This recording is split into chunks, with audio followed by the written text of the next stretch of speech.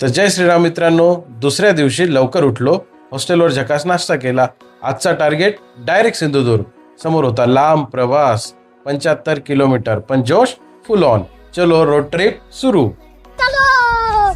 आपण happy Panda hostel आरंभोलून निघालो. तेरेखोल नदी पार करून आरोंदा, त्यानंतर गांधीनगर, शिरोडा, आरवली मार्गे वेंगुर्ला, चिपी विमानतळाच्या बाजूने आपण सिंधुदुर्गपर्यंत पोहोचण्याचा प्लॅन केला.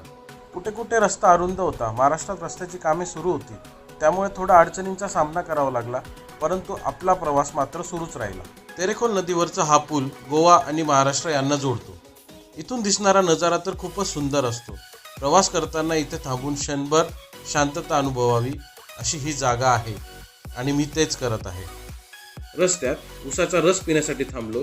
तिथे मिठाचे शेत पाहिले आणि पुढे मार्गक्रमण सुरू ठेवले. बाईक चालवताना काही व्हिडिओ शॉट्स घेतले आणि प्रवासाच्या प्रत्येक क्षणाला कॅमेऱ्यात कैद करण्याचा प्रयत्न केला. प्रवासात क्षणभर विश्रांती घ्यावी असे म्हणतात, म्हणून या घरगुती क्षणभर विश्रांती नावाच्या हॉटेलवर मी थांबलो. इथल्या दादाला विचारलं तर तो बोलला, मासे आत्ताच आणले आहे. मी बोललो, आज व्हेज जेवायचं. मग त्याने हे सुंदर चविष्ट कोकणातील ऑथेंटिक असं घावणं आणि चटणी मला खायला दिली. पुढे चिपी एअरपोर्ट जवळून जात असताना एक सुंदर पक्षी दिसला.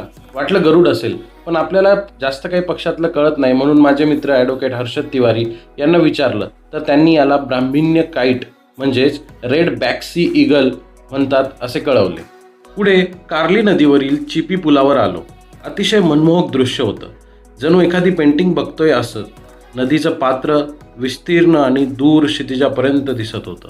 हा सुंदर व्ह्यू बघून कुसुमाग्रजांची बालभारतीतली कविता आठवली.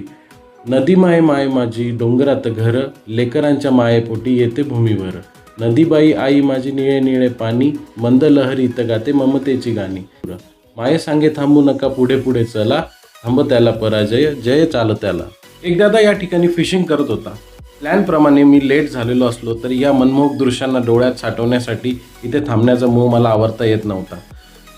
काही तरुण फोटोशूट करत होते, मग त्यांच्याकडून फोटोज व व्हिडिओ बनवून घेतला.